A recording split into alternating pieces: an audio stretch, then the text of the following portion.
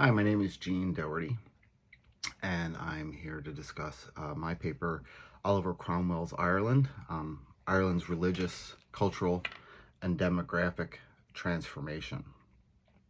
Oliver Cromwell is a very divisive character in history, especially in England and Ireland. In England, he is revered for his leadership during the English Civil Wars and after the English Civil Wars. In Ireland, he is despised for his cruelty and brutality. My paper really looks at the struggle in Ireland after Cromwell's conquest, his military conquest. Basically, the animosity between Ireland and England began long before the 17th century. England maintained a firm grip on Ireland since Henry VIII was named King of Ireland by the Irish Parliament in 1541. The Irish would rebel in 1641. The Irish seized an opportunity to regain control of their homeland. It was kind of an impromptu rebellion that spread, and it was helped along by the English Civil War. So while England was worried about things that were going on back home, the Irish Confederate or the Catholic Confederate Army was a combination of old Gaelic nobility and old English Catholic settlers in Ireland who kind of joined forces for the first time to fight off English rule in Ireland. They both had their own motives for doing so. For the Old English, they felt that their control over Ireland was in jeopardy with the parliamentary rule. They were just as much an enemy of the parliamentarians as the Gaelic Irish were, both being Catholic.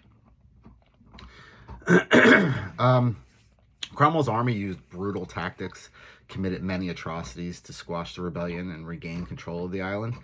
After gaining control, Cromwell and his successors would implement policies that would put power in the hands of English Protestants. They would displace many native Irish. They would attempt to eliminate Irish culture and religion.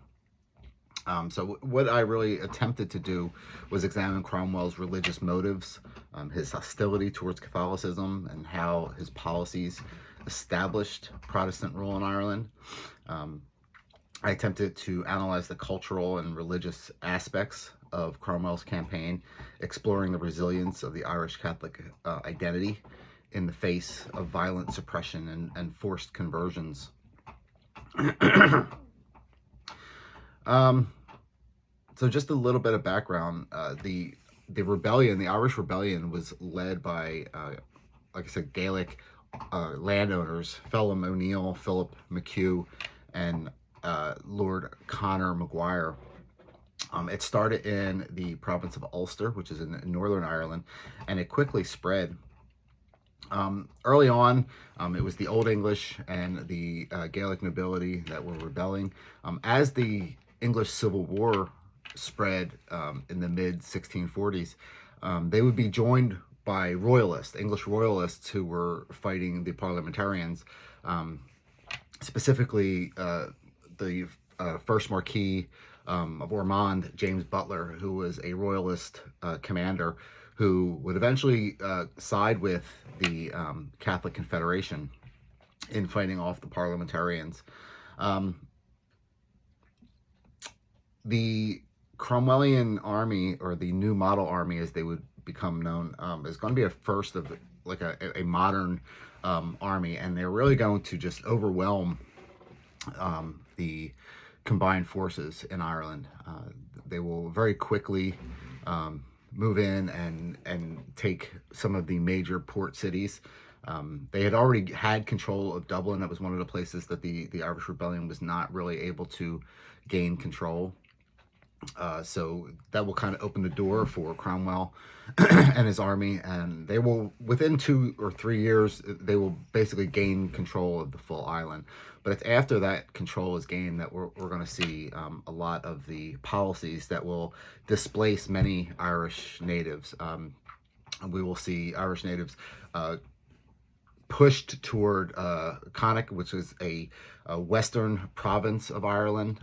So a lot of the landowners throughout Ireland are going to be pushed into this smaller province. They're also going to be driven out into the Caribbean and into the Americas as indentured servants. However, the Irish will they will fight back. They will keep their religion alive, their culture alive, but it's going to be quite a long time under the rule of the English, and the transformation of Ireland that we'll see is going to really start with this conquest by Oliver Cromwell. Thank you.